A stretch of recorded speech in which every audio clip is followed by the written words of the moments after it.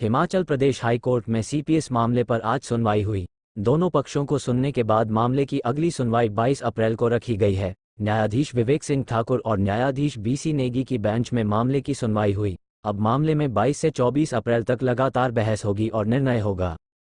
CPS की नियुक्तियों को लेकर कल्पना देवी ने पीआईएल दायर की है और भाजपा के 12 विधायकों ने भी नियुक्तियों को लेकर हाई कोर्ट में याचिका दायर की है। कल्पना देवी के वकील संजय कुमार ने बताया कि मामला 1 साल से चल रहा है, जिस पर कोर्ट गंभीरता से सुनवाई कर रहा है। हालांकि सरकार की तरफ से मामले को लटकाने की कोशिश की जा रही है। अब 3 दिन 22 से 24 अप्रैल तक लगातार मामले पर बहस होगी और जल्द फैसला आएगा। पंजाब दस्तक के लिए सुरेंद्र राणा की रिपोर्ट। मेरा नाम संजय कुमार है और मैं प्रैक्टिसिंग एडवोकेट सुप्रीम कोर्ट और आज मैं हिमाचल प्रदेश में आया हूँ। एक मैटर है, पीआईएल है, public interest litigation, Kalpana Devi versus state of Himachal Pradesh and others.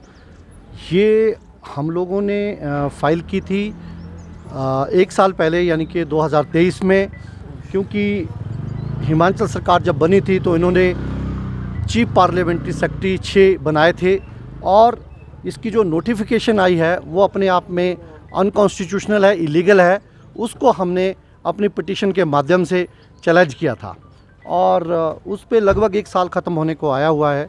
और पहली बार जब ये लगी थी मेरी पिटीशन 12 अप्रैल 2023 को लगी थी। इसमें सबसे पहली पिटीशन हम लोगों ने, यानी कल्पना देवी ने फाइल की थी और आज इसकी प्लीडिंग्स कंप्लीट हो चुकी है और 2, 3, 4 जो पिछली तारीख को इसके डेट्स बताई थी कि इसको डेट स्पेशल बेंच बना हुआ है और इस बेंच में जो है वो फाइनल आर्गूमेंट के लिए आज ये लगी हुई थी। और परंतु आज कोर्ट ने कहा कि आज का जो बेंच है वो इसको पूरी तरह सुन नहीं पाएगा, कंप्लीट नहीं कर पाएगा। इसलिए जो है इसमें हम लोग आपको एक और डेट दे रहे हैं।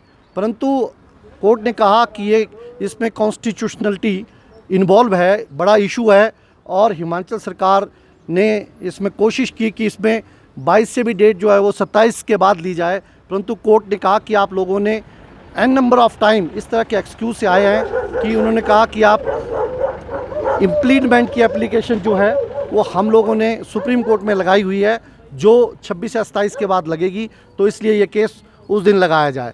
ये एक ओरल जो है वो ओरली कोर्ट ने बोला, तो कोर्ट ने उनकी ये जो रिक्वेस्ट है वो डिक्लाइन कर दी और 22 अप्रैल 2023 को इसको जो है वो दोबारा लगा दिया। अब 22, 23, 24 लगातार 2 से 3 दिन, जब तक इसमें आर्गूमेंट कंप्लीट नहीं हो जाता, क्योंकि कोर्ट ने, दोबारा मैं कहना चाहता हूँ, कोर्ट ने कहा कि यह जो मैटर है वो अति महत्वपूर्ण और इम्पॉर्टेंट है, क्योंकि इसमें कॉन्स्टिट्यूशनल की जो अमेंडमेंट 91 है उसको जो है वो चैलेंज किया गया हुआ है। सब्सटेंशियल क्वेश्चन ऑफ लॉ एक है, तो इसलिए जितनी भी पिटीशन है उनको कंक्लूड जल्दी से जल्दी किया जाएगा।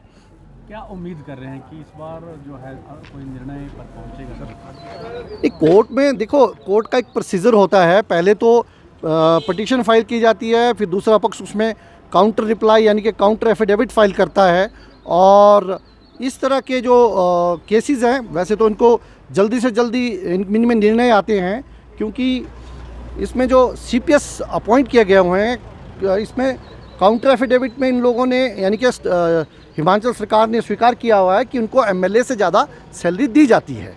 तो अपने आप में ये एक स्टेट एक्सचेकर का जो इसका जो स्टेट एक्सचेकर जो है वो फंड्स का दुरुपयोग हो रहा है। इनको लग्जरीज गाड़ियाँ जो है वो दी जाती है, फ्लैग लगे हुए हैं, सारी मंत्रीज़ वाली सुविधा है। पिछली बार उसमें जो है वो इसमें स्टे हुआ है उनके इन सुविधाओं को लेके, परंतु अब फाइनल वर्डिक्ट आना है, तो इसलिए कोर्ट ने बार बार कहा है कि हम लोग इस मामले को जल्दी से जल्दी जो है वो ख़त्म करने की कोशिश करेंगे और इसलिए यह तारीख छोटी दी गई, 22 अप्रैल, इसी महीने की 22 अप्रैल को दी गई और 22, 23, 24। और मैं पूर्ण रूप से यह कहना चाहता हूँ कोर्ट इसमें पॉजिटिव है और जो भी निर्णय रहेगा वी विल एक्सेप्ट इट और होपफुली इसमें हिमाचल की जनता की जीत होगी, क्योंकि जनता का पैसा है और वो हम लोग जो हैं वो जनता के लिए काम कर रहे हैं। Thank you. मामला ये कब का मामला है और क्या इस तरह के मामले